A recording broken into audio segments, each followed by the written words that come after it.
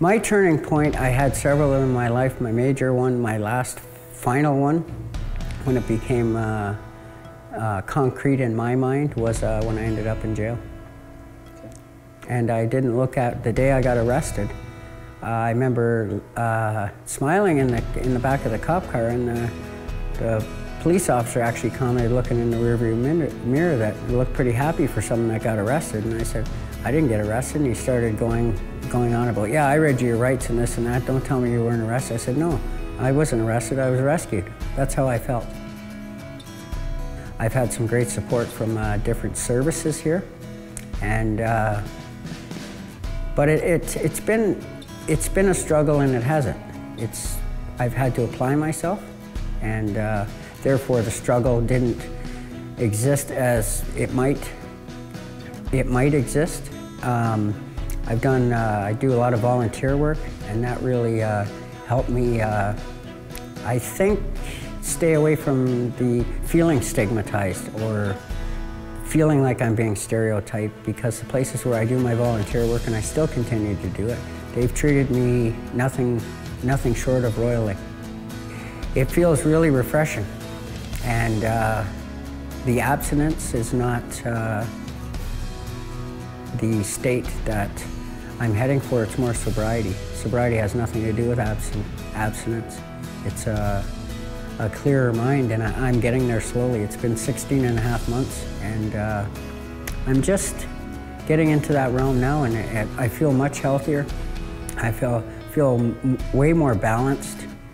I'm a lot more sensitive to daily stresses, which I know then to back off in my own way, whether that's physically, mentally, emotionally, and I kind of reset myself. And that's what it's really developed in me, is a keen sense of dealing with my own inner stress, which is, everyone has stress. We need stress to live, but obviously I wasn't dealing with life stresses very well.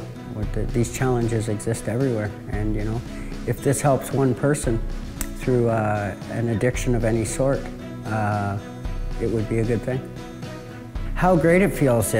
I'm no longer a slave to substances, to behaviors which were very toxic to the community in many different ways.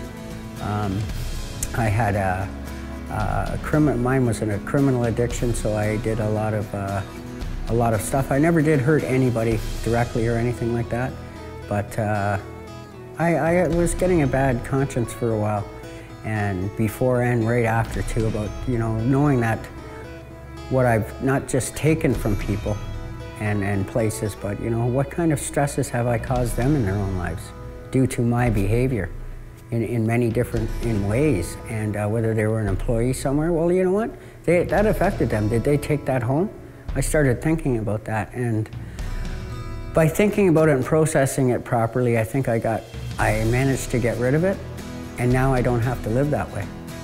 I don't have to go through my daily life thinking about that stuff, which was, for me, was continuing the cycle, thinking about these things. It was keeping that circle perfectly, but that circle's been cut now, because I can live with myself. I can face myself on a different level that I haven't faced myself in probably many years. I'm comfortable, you know what I mean, with myself. I'm comfortable with being common now, I really am.